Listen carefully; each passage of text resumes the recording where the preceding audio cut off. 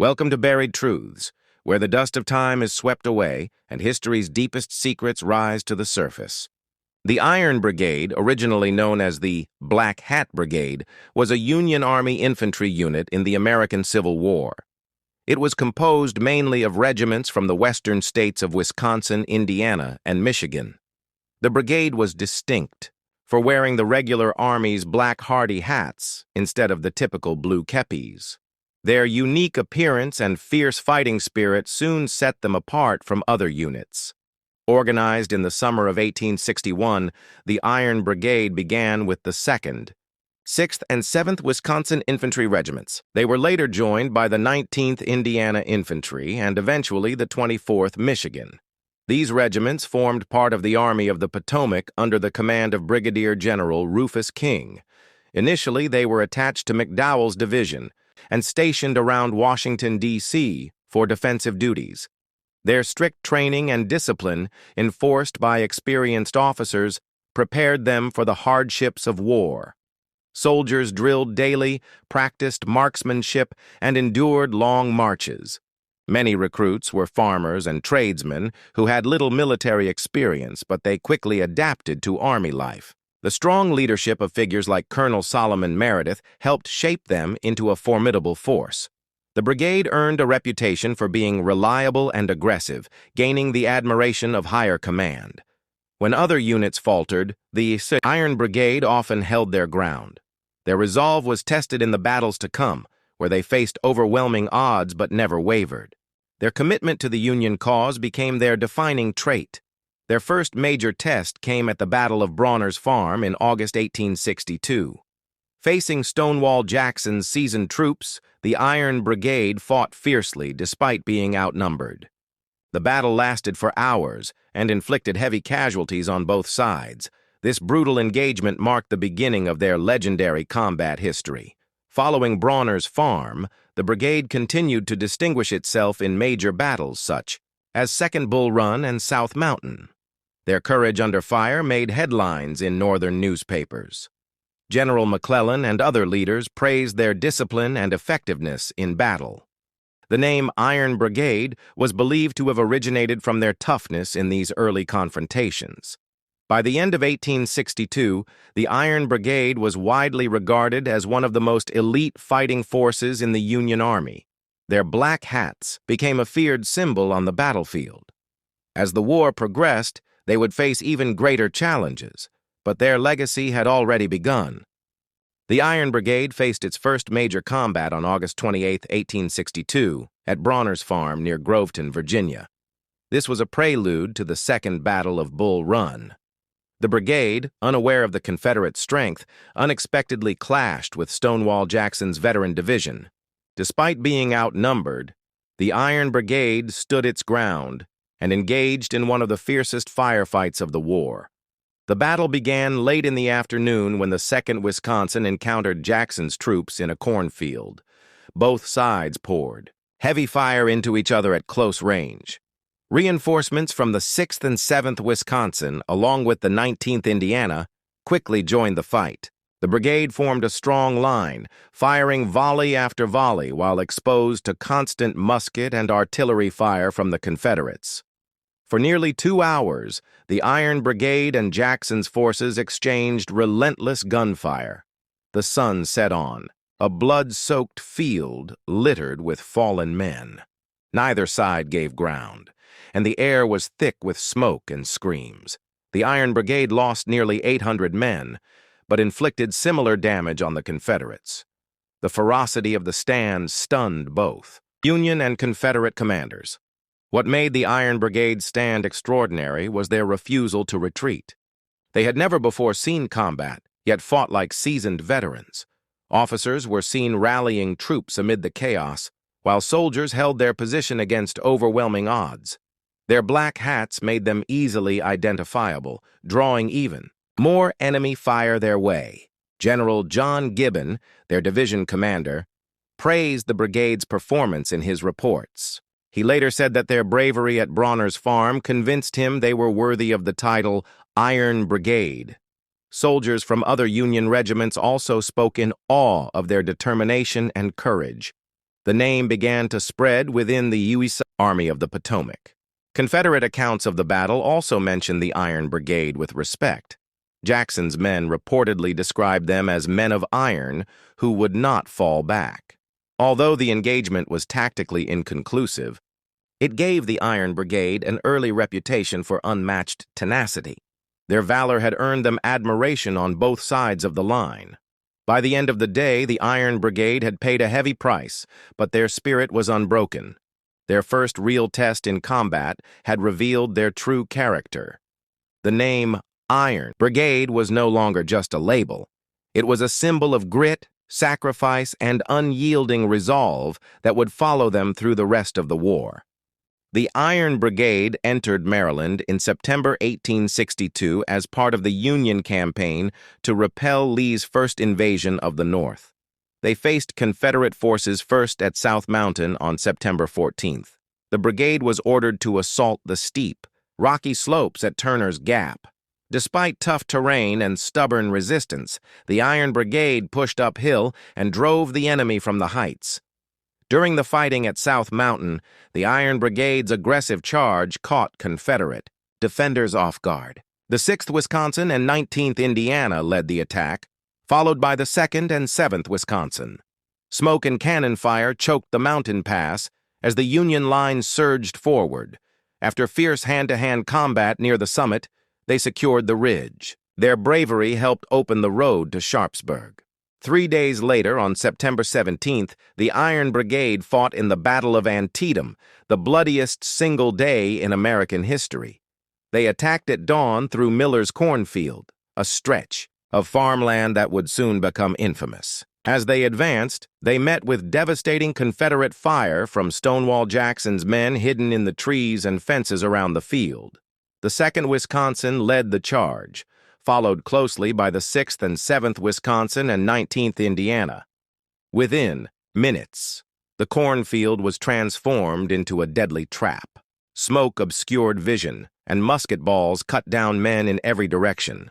Soldiers fell by the dozens as they tried to maintain their lines under unrelenting fire. The ground was soaked in blood before the first hour passed. Despite enormous losses, the Iron Brigade held their ground. Their black hats were again clearly visible, making them easy targets. But they pressed forward, fighting yard by yard to dislodge the Confederates. Miller's cornfield changed hands multiple times that morning. Union generals would later say it was the most brutal combat of the entire battle. The Iron Brigade lost over a third of its strength at Antietam, but its sacrifice helped pin down Jackson's veterans and prevent a Confederate breakthrough. Their relentless advance delayed Southern momentum and bought time for other Union units to engage. The brigade's valor once again became the talk of the Army, further solidifying its legendary status. By the end of the day, Antietam left over 22,000 dead or wounded across both sides. The Iron Brigade, though battered and bleeding, had fought with distinction at both South Mountain and Antietam. These twin battles proved that their courage was not a one-time feat. They were the Iron Core of the Union Army. On July 1st, 1863, the Iron Brigade arrived at Gettysburg just in time to clash with Confederate forces west of town. They were part of General John Reynolds's 1st Corps. The brigade advanced rapidly, entering Herbst Woods, where they met fierce resistance. This marked the beginning of the 3-day Battle of Gettysburg. Their black hardy hats once again made them unmistakable targets in the thick morning fog. The Iron Brigade's first opponents were Confederate troops from Archer's Brigade. The Union soldiers attacked with bayonets and musket fire, forcing Archer's men into retreat. In a dramatic moment, the Iron Brigade captured General James Archer, the first general officer taken prisoner from Lee's army. However, this initial success came at a heavy cost.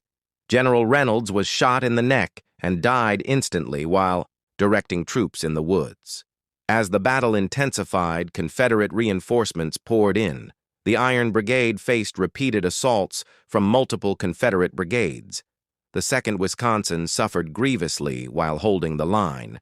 Outnumbered and outflanked, they endured wave after wave of musket fire and artillery shells. Men fought and died shoulder to shoulder, refusing to yield even as the odds worsened.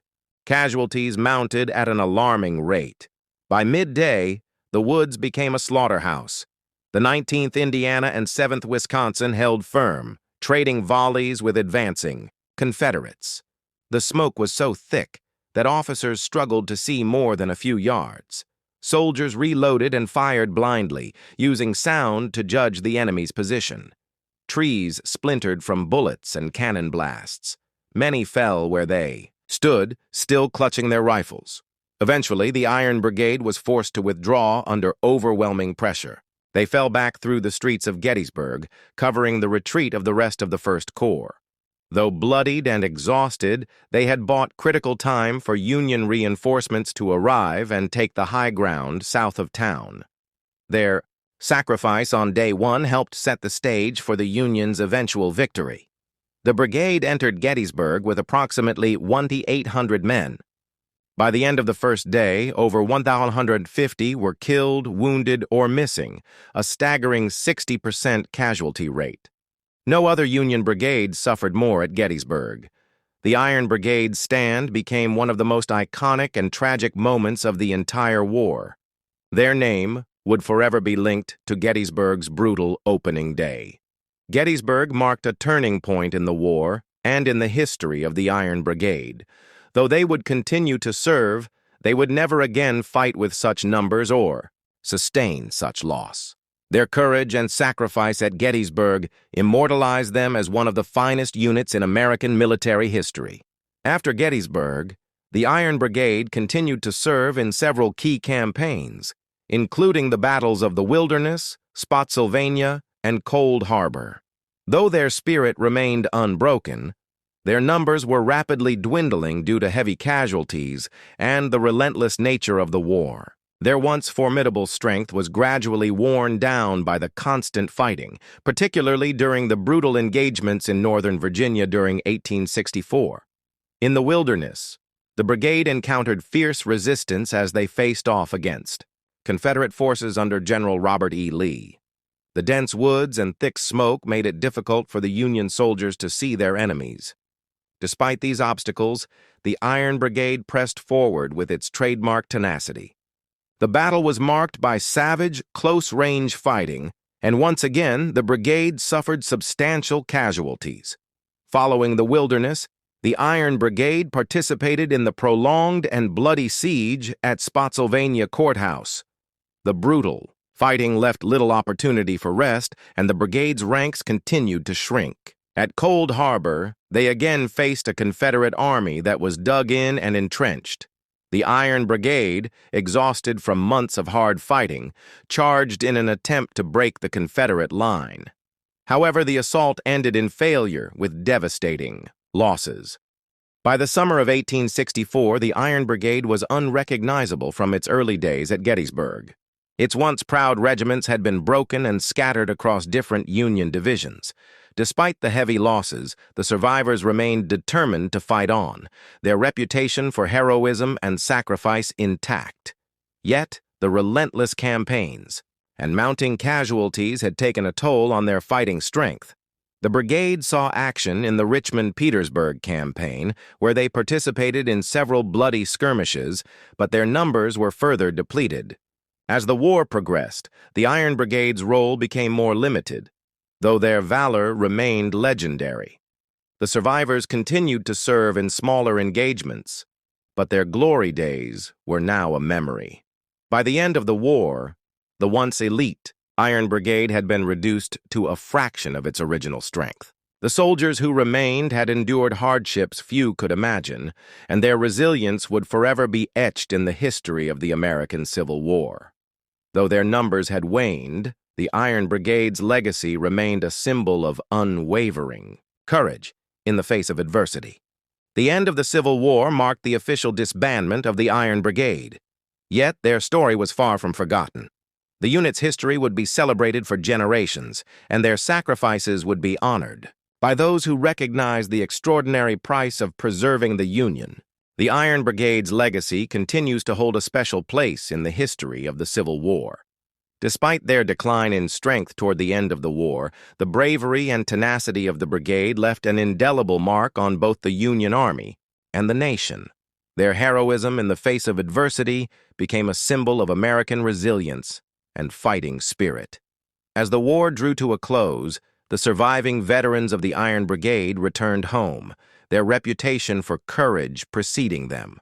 Many went on to become prominent figures in post-war society, contributing to the rebuilding of the nation and the shaping of the American identity. Their stories, full of sacrifice and valor, became central to the narrative of the Union victory. The impact of the Iron Brigade also extended beyond the battlefield. Their contribution to the preservation of the Union was celebrated by future generations, who recognized the importance of their sacrifice. Memorials were erected in their honor, ensuring that their story would never be forgotten. The brigade's history was taught in schools, and their experiences became a focal point of Civil War scholarship. The Iron Brigade's fighting spirit and unparalleled bravery left a lasting legacy on the military. Their reputation for unflinching courage inspired future generations of soldiers, with their example often cited in military training. The brigade was revered as a model of soldierly conduct, showing that unwavering dedication to the cause could overcome even the greatest odds. In the years following the war, the Iron Brigade became synonymous with the highest ideals of sacrifice, duty, and patriotism. Their actions at key battles, such as Gettysburg, were often cited as turning points in the war, and their contribution to the Union victory was seen as indispensable. As time passed, they became one of the most revered fighting units in American history. The historical impact of the Iron Brigade cannot be overstated. Their sacrifices helped shape the outcome of the Civil War and contributed to the Union's eventual victory. Their story transcended the battlefield, symbolizing the enduring values of courage, duty, and sacrifice that are central to the American spirit. They proved that ordinary men could rise to extraordinary heights when their cause was just.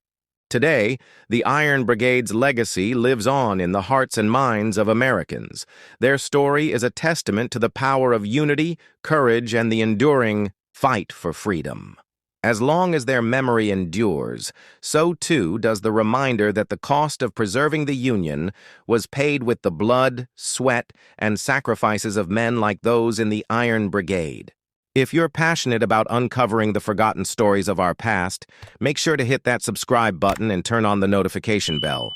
Don't forget to like the video if you're enjoying the journey so far, and stay tuned, because there's so much more history waiting to be unearthed right here on Buried Truths.